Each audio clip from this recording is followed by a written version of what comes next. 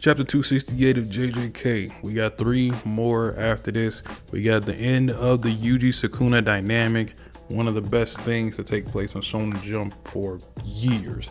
And we also get some disappointing aftermaths when it comes to a fight and what's going to happen with Yuta at the end of JJK. Let's get into it. The first part of this chapter is Megumi and Sukuna having, like, I guess you want to call it a conversation, but really it's their last words to each other, because Sukuna is literally, this is how you know he's desperate, and Megumi comments on it. He is threatening Megumi in a way to help keep him in the body and to, like, almost force Yuji to not use as much force or whatever his plan was here. But the real reason I like this is because it gives an insight as to what it was like when Sukuna was in Yuji's body and he took over. You see the curse-like figure in the background, the mouth, the crazy eyes, and he's just talking to Megumi, trying to get into his head as much as possible, talking about all the things he's done in his body, like you killed your sister. The hands that were put in front of you to help you, you pushed them away. The friend that you saved ended up killing thousands of people, stuff like that, trying to get into his head to make his soul weaker. And it didn't. It actually, Megumi is completely fine with hearing all this because it doesn't affect him at the time. Sukuna as a curse is trying to get into Megumi's humanity. He's trying to get into his emotions that Sukuna himself doesn't have, which is the base level of what a curse can do. Like, this is any curse that we've ever seen in the series, they'll do something like this. But Megumi knows that with Yuji hitting all these divergent fists and his punches having soul damage, Nobara using resonance on him, he only has one finger left and he's on his last legs. And one of my favorite things about this is Megumi tells him, from the very start, I never intended to live a proper life. Sounds obvious, but there's tons more people in this world than just me. Just once more, I think I want to try living for someone else. That dialogue right there goes against everything about Sukuna. Sukuna stated multiple times, he only lives for himself. Everything he does is for him. And now Megumi's living a life, and he's always lived this way, that he's gonna live for other people than just himself. The act of selfishness versus the act of selflessness. One of the main core themes in all of JJK in just 2 pages was encapsulated. And after that, the domain shatters and Yuji has finished Sukuna. He separated Sukuna from Megumi's body, and now Sukuna is nothing more than a blob of a curse. I will say, kind of disappointed that we didn't get like any explanation as to what Yuji's domain does. We kind of just got like almost like an assumption as to what it technically is just from the visuals that Gege gave us. Also, I love the hands and like the sharp fingernails that is depicted as Sukuna. He's withering away.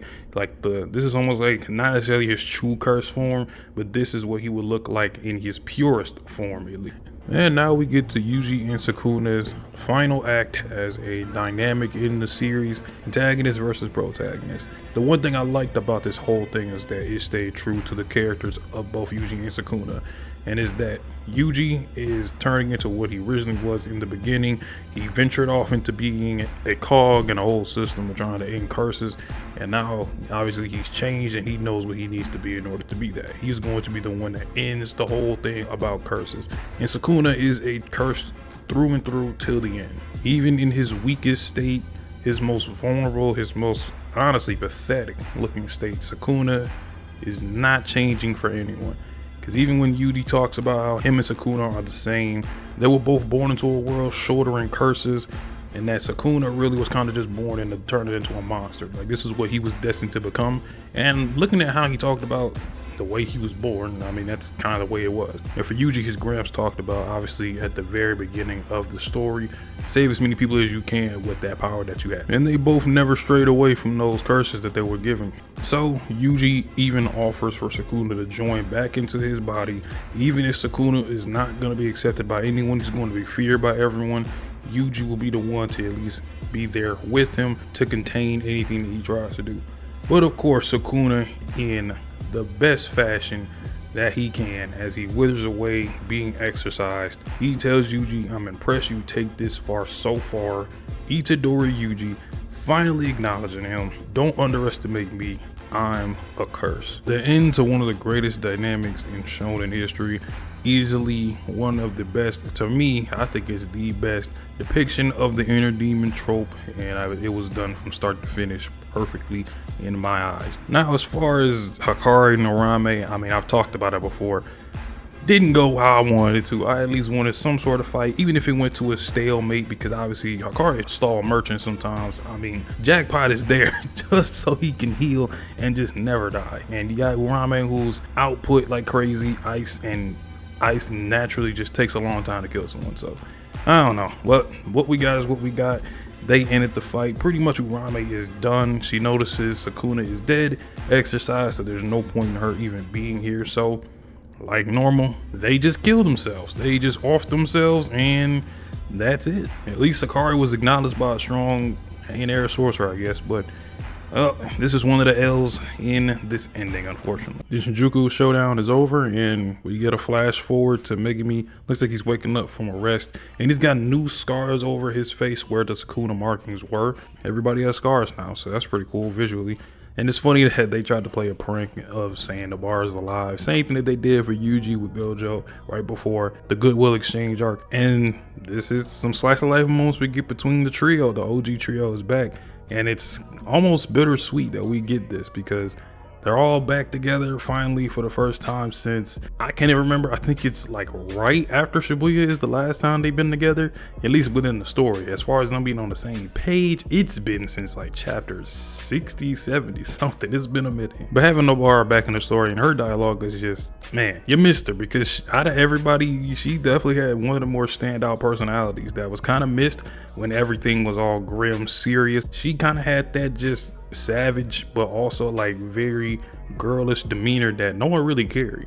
Looks like Gojo had some letters prepared for when obviously he was gonna get killed or die at some point, and none for Yuji because he's talked to Yuji before plenty of times before the whole battle. But he has letters from Nobara and Megumi. For Nobara, he gave her directions to where his mother was at, and I guess information.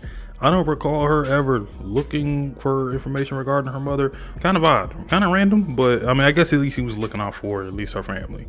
Man, Nobara doesn't exactly seem to be all pleased with this, because I guess maybe she was expecting something a little bit more. I don't know. As far as Megumi though, I mean, I was wondering when it was going to be revealed. At some point I thought he was just never going to acknowledge it, but I guess this is a way of doing it. In his letter, Gojo told him, like, I killed your pops, and you know, sorry about it, but he's dead. And Megumi just laughs it off, and it's almost like, not that he knew, but I mean, he never met Toji. He never grew up with him. He kind of just, I'm like, cause by the time that Toji was dead, Megumi was like, what, 5 years old? But I don't think he had any memory of him to remember. So I guess it is what it is. He's probably not even surprised that that's the case. And the chapter concludes with them worrying about Okotsu, because he's still stuck in Gojo's body and he was extremely fatigued. The last time we saw him, he passed out on the battlefield, and one of the drawbacks was that he was just gonna die within the body, and that was gonna be it of Yuta. Now, judged on what we've seen with Gege, when it comes to stuff like this regarding like restrictions of techniques or side effected techniques, normally he goes through with them. Some occasions, you know, he kind of just lets you know like it's a possibility, but there's a way that, you know, you can get out of it. And now the emotion has changed. Everyone is worried, trying to worry about Yuta, and it ends with them heading towards the room to check on him. I think, honestly, based on the way it ends, I think he's more than likely gonna live somehow. I don't know how, but there's gonna be some type of almost like a exchange. If he comes back, if he's, you know, at least healthy enough to live, I don't think he's gonna be able to go back to his old body. Obviously, he might be stuck in Gojo's, or maybe they find a substitute body to put him in. I don't know, but something tells me it could be better if he was just kind of off and done and kind of give Yuta a peaceful ending, kind of. But it's kind of hard to tell, because Yuta's one of those characters where I anticipated for him to die during the battles, not necessarily when everything culminated. So I don't really know how I feel about either one, but with something like this, I just wait and see how I feel about it. So as far as this chapter, I'm cool with everything that took place. If I had to rate it, it'd be between like a 6.5 or really a 7 out of 10. Really cool chapter, good ending. I feel like the most important thing was Yuji and Sukuna, and that was done fucking amazing. So I'm glad that what we got there. I can't wait to do a whole video just going over the Yuji and Sukuna dynamic. That's gonna be fun to do at some point, but only downside, of course, was Hikari and Arame and some of the other stuff that we didn't necessarily get. Now, the merger not happening, it does suck. It would have been fun to see that. Although at the same time, now that I think about it, I don't think we would have won if the merger happened, because now that I think about it, I just don't see what would have happened with that. Like, How the hell do you combat something that just sucks up all curse energy? Like, I don't know. But regardless, I mean, not all evil plans are gonna succeed. I mean, I guess we were just conditioned for the villains or whoever the antagonist was for their plans to almost always work and ours never to. That when theirs don't work, we're kind of just like, huh, didn't expect that. But I'm really curious to see how Giga's gonna tie up some of these loose ends towards the end of the series, and really intrigued to see what he's gonna do with Yuta. The Yuta thing being probably the last big thing that's kind of open in terms of him being in Gojo's body. So we'll see. We got 3 other chapters. As far as everything that took place like late Wednesday and Thursday with the leaks, I always say if you weren't reading the chapter in full, actual translations from a good translator, your opinion don't mean nothing to me. I'm not judging my opinion on a leak or a page you can't even fucking see. So, you know, it is what it is. Obviously, some people aren't gonna like it, some people will. Nothing's gonna be universally loved and nothing's gonna be universally hated. That's just the world in itself. But I'll holler at y'all in the next one. Peace.